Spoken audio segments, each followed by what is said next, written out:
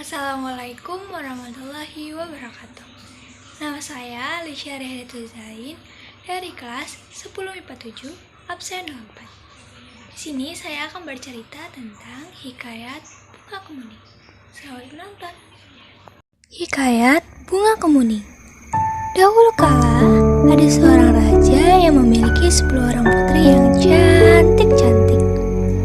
Sang raja dikenal sebagai raja yang bijaksana, tetapi ia terlalu sibuk dengan kepemimpinannya.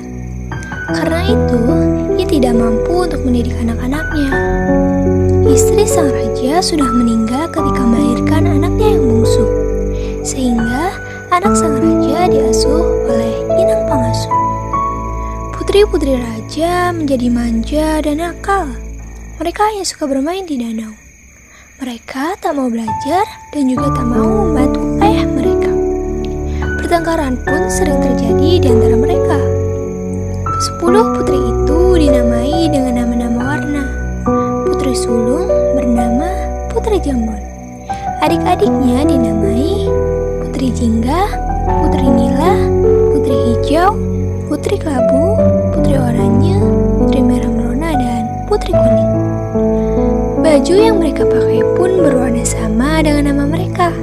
Dengan begitu, sang raja yang sudah tua dapat mengenali mereka dari jauh. Meskipun kecantikan mereka hampir sama, si bungsu Putri Kuning sedikit berbeda. Ia tak terlihat manja dan nakal. Sebaliknya, ia selalu riang dan tersenyum ramah pada siapapun. Ia lebih suka berpergian dengan inang pengasuh daripada dengan kakak-kakaknya. Pada suatu hari, raja hendak pergi jauh. Ia mengumpulkan semua putri-putrinya. Aku hendak pergi jauh dan lama. Oleh-oleh apakah yang kalian inginkan? Tanya sang raja. Aku ingin perhiasan yang mahal, kata Putri Jambon. Aku mau kain sutra yang berkilau-kilau, kata Putri Jingga. 9 anak raja meminta hadiah yang mahal-mahal pada ayahanda mereka. Lain halnya dengan Putri Kuning. Ia berpikir sejenak, lalu memegang lengan ayahnya.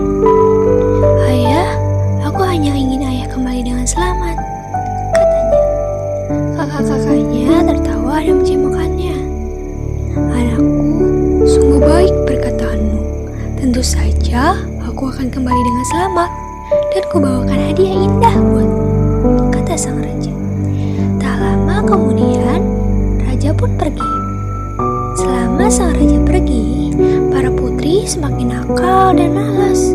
Mereka sering membentak inang pengasuh dan menyuruh pelayan agar menuruti mereka. Karena sibuk menuruti permintaan para putri yang rewel itu, pelayan tak sempat membersihkan taman. Putri Kuning sangat sedih melihatnya, karena taman adalah tempat kesayangan ayahnya. Tanpa ragu, Putri Kuning mengambil sapu dan mulai membersihkan taman itu. Daun-daun kering dirontokannya, rumput liar dicabutinya, dan dahan-dahan pohon dipangkasnya hingga rapi. Semula inang pengasuh melarangnya, namun Putri Kuning tetap berkeras mengerjakannya. Kakak-kakak Putri Kuning yang melihat adiknya menyapu tertawa keras-keras. Lihat, tampaknya kita punya pelayan baru, kata seorang di antaranya. Hai pelayan, masih ada kotoran nih, ujar seorang yang lain sambil melemparkan sampah. Taman istana yang sudah rapi kembali acak-acakan. Putri Kuning diam saja dan menyapu sampah-sampah itu. Kejadian tersebut terjadi berulang-ulang kali, sampai Putri Kuning kelelahan. Dalam hati, ia bisa merasakan penderitaan para pelayan yang dipaksa mematuhi berbagai perintah kakak-kakaknya. Kalian ini sungguh keterlaluan. Mestinya ayah tak perlu membawakan apa-apa untuk kalian. Misalnya hanya mengganggu saja, kata Putri Kuning dengan marah. Sudah aku bosan. Kita mandi di danau saja, ajak Putri Nila. Mereka meninggalkan Putri Kuning seorang diri. Begitulah yang terjadi setiap hari sampai ayah mereka pulang. Ketika sang raja tiba di istana, ke-9 putrinya masih bermain di danau. Sementara Putri Kuning sedang merangkai bunga di teras istana. Mengetahui hal itu, raja menjadi sangat sedih. Anakku yang rajin dan baik budi, ayahmu tak mampu memberikan apa-apa selain kalung batu hijau ini. Bukannya warna kuning kesayanganmu, kata sang raja.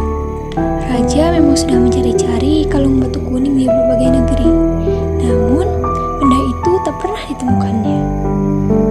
Sudahlah ya, tak mengapa. Batu hijau pun cantik. Lihat, serasi benar dengan bajuku yang berwarna kuning, kata Putri Kuning dengan lemah lembut. Yang penting, ayah sudah kembali. Akan kubuatkan teh hangat untuk ayah, ucapnya lagi. Ketika Putri Kuning sedang membuat teh, kakak-kakaknya berdatangan.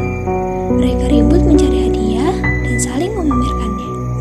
Tak ada yang ingat pada Putri Kuning, apalagi menanyakan hadiahnya. Keesokan hari, Putri Hijau melihat Putri Kuning memakai kalung barunya. Wahai adikku, bagus benar kalungmu. Seharusnya kalung itu menjadi milikku, karena aku adalah Putri Hijau, katanya dengan perasaan iri. Ayah memberikannya padaku, bukan padamu, sahut Putri Kuning. Mendengarnya, Putri Hijau menjadi marah. Ia segera mencari saudara-saudaranya dan menghasut mereka.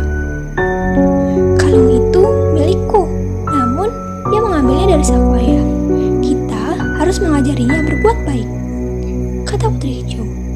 Mereka lalu sepakat untuk merampas kalung itu. Tak lama kemudian, Putri Kuning muncul. Kakak-kakaknya menangkapnya dan memukul kepalanya. Tak disangka, pukulan tersebut menyebabkan Putri Kuning meninggal. Nah, pesan moral yang saya dapat dari hikayat Bunga Kuning yaitu agar kita dihindari dari sifat iri dan dengki. Kedua sifat tersebut bisa menghancurkan